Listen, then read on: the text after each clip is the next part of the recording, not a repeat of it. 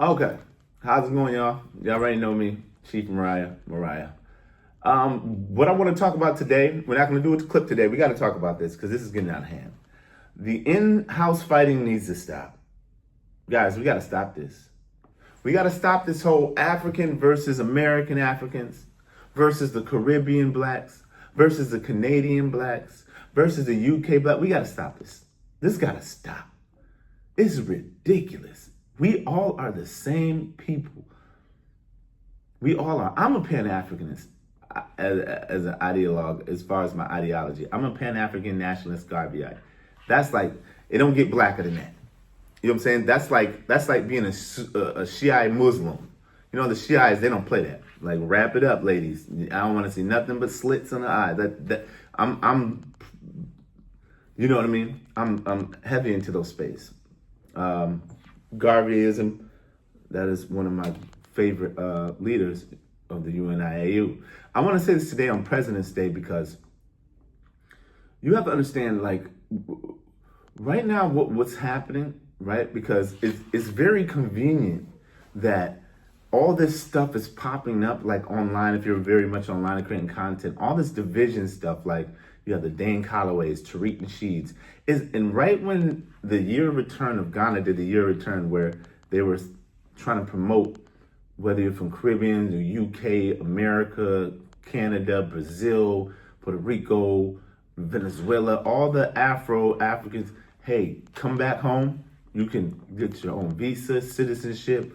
We got land. Let's really make this Pan-Africanism, this Kwame Nkrumah dream, this Marcus Garvey dream happen of Black African solidarity across the globe.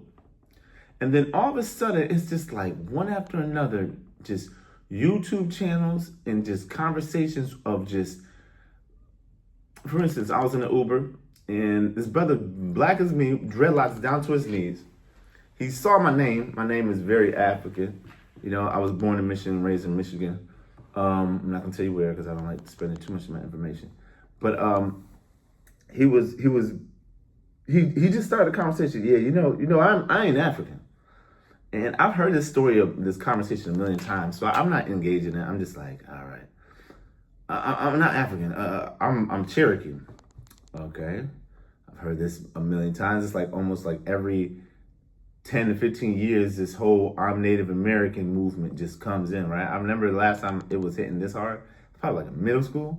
All of a sudden, everybody was like Cherokee, Blackfoot. I'm like, why are you guys all just one? No Osage, no Navajo, no, you know what I'm saying? No, just all Cherokee. Okay. By the way, Cherokee, the 5 major tribes, did peace treaties with the government at that time, with George Washington at the time, Jackson, all those racist, slave-owning presidents. They, not even racist, bigoted, they allowed those 5 major tribes to have slaves. I hope you guys do know that. Native Americans had slaves too. That was part of the peace treaties. They allowed them to do that. Now, what I want to say is, as far as this back and forth thing, listen, like I said, I'm a Pan-Africanist. We believe in the unification of all Black people across the globe. That's really what we believe and believe. We don't care if you're from Chicago, you're from New York, if you're from Toronto, you're from London, District 9, or you're in France, or you're in Paris, France, or you're in Brazil, Rio de Janeiro. We don't care if you're in Puerto Rico. If you're African, you're African. You're Black, you got that blood in you. Or if you're in St. Croix, St. Thomas, we believe you're African at the end of the day. And what I'm seeing is, it's like a rejection a bit of your Africanness, because you're getting bombarded with a lot of online content where a lot of people are like sharing these videos of some random guy in some part of Africa who's saying, oh, American Africans, this and that. And then you'll see the next video of a guy, I ain't no African, and it's just like, isn't this so convenient during the year of return with Ghana, that when Ghana started handing out citizenships, visas, same thing with a lot of African countries across Africa they've been really promoting, that stuff doesn't get through. That's the reason why I like I Show Speed's stream so much, because he broke through the stereotypes of Africans don't like African Americans. They don't look at them as brothers. If you go to Africa, there's nothing but American African culture. All through the barbershops, you see Tupac, Biggie, 50 Cent. They love Black American culture. But the lie has been pushed. And what happens is you have certain people like, let's say, Dane Calloway, Tariq Nasheed, where the YouTube algorithm, who works with the CIA government, DHS, the Trilateral Communion, we're talking about G20. This is a global conspiracy to keep us separated. There was a FBI or was a CIA memo that had came out that said the greatest threat to white supremacy or the Western rule is Pan-Africanism. The realization of all African people across the globe that we're one people, and once we start operating on that level, there's no one who can stop us. We come from the richest continent on planet Earth. We need nobody. Honestly, we're the only one of the very few people on planet Earth who don't need it. We got our oil, we got our fruits, vegetables, we have livestock, we have nature, we have the sun. There's no snow. But anyway, and what I really want us all to do is to really understand the psyops and the controlling of information that's going on. When I hear, and it's not just one way, but say for instance, are there African immigrants who come to the States who are ignorant of the American Africans' experience and the struggles? Of course. I grew up with a lot of them who just don't know. Like, they come here, they're like, why are they living like this and they're in America? It's like, because you don't understand that Reconstruction, Jim Crow, redlining, segregation, you know what I mean? Lynchings, over 4,400, like in 1 year. You had a mass incarceration, crack cocaine, police brutality, denial of opportunities.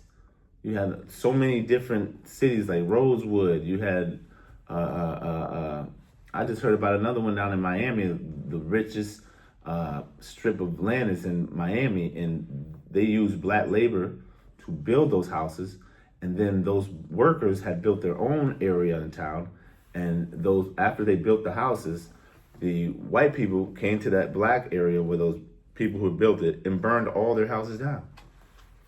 You know how much land has been stolen from black people in this country? So when I see Africans or anybody else, they do have these, but they're just ignorant. You know what I mean? Just like you have people here who believe Africa is nothing but mud huts, and Africans, oh, they sold us. All this is coming out at such a great time, isn't it?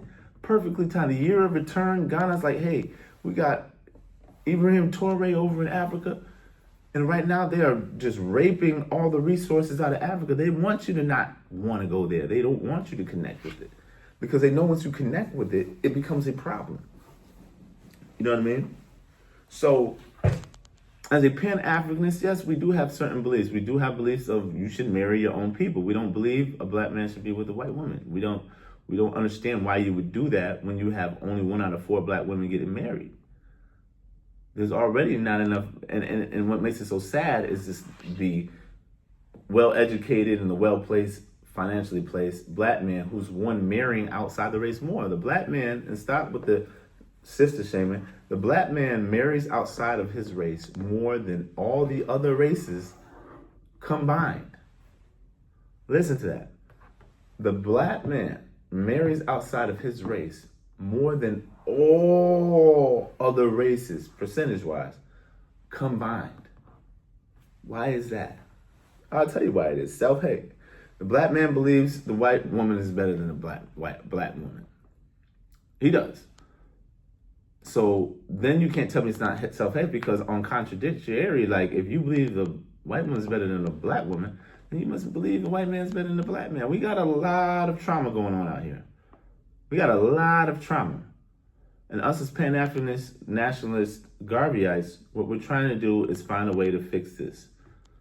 This rap music's in the way. The sports are in the way. We're too distracted. The internet's not going to help us get out of this. It's going to take real work and real solidarity. So to all my African brothers out there, my Caribbean brothers, my American African brothers, we got to get to work. We got to start connecting with each other. Seriously. Because no one's coming to save us. The other day, a brother told me, all I want to do is get rich. I don't know if I said this already. I said, well, how you going to get rich without your people? That's part of being rich. You can't get rich in a vacuum.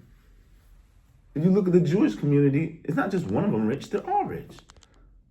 Look at the Latino community, they're moving so fast because they work together. Look at the Indian community. They own every corner store in the ghetto, in the black neighborhoods. We own nothing because they stick together. You will have 4 or 5 of them all living in one house and they're all in their 40s. And black people, as soon as you turn 18, they're ready to kick you out, huh?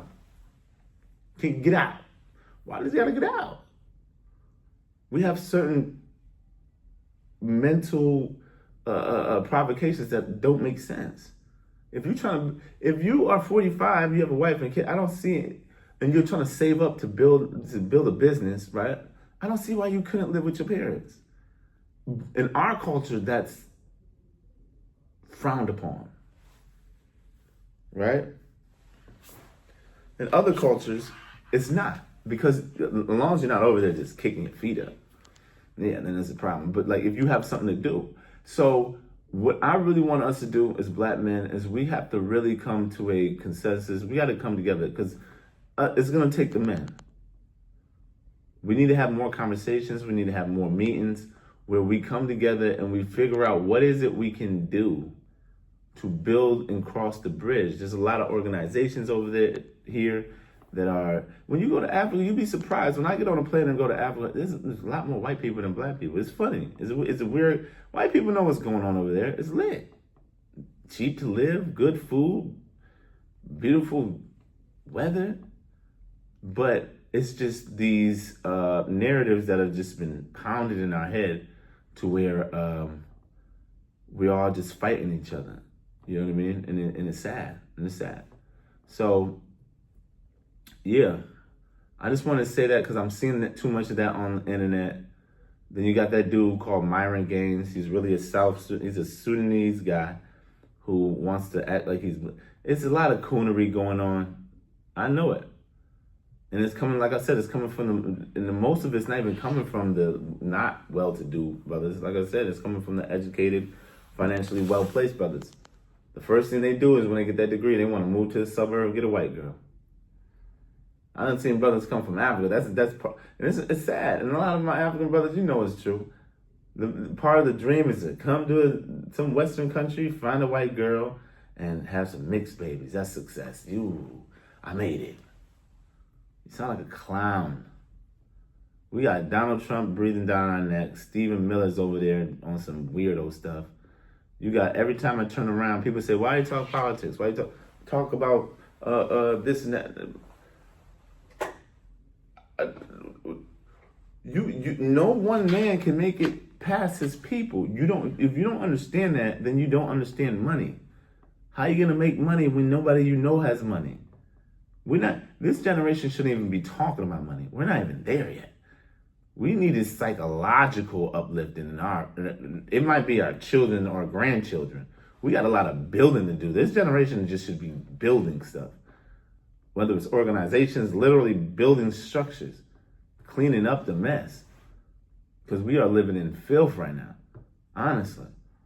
There's a lot of issues we got going on. And I keep trying to tell brothers who only are on one side of the fence, whether it's African or Caribbean or American African, like, until you start interacting with all these different spaces of black people, you're going to start seeing how much we are all alike.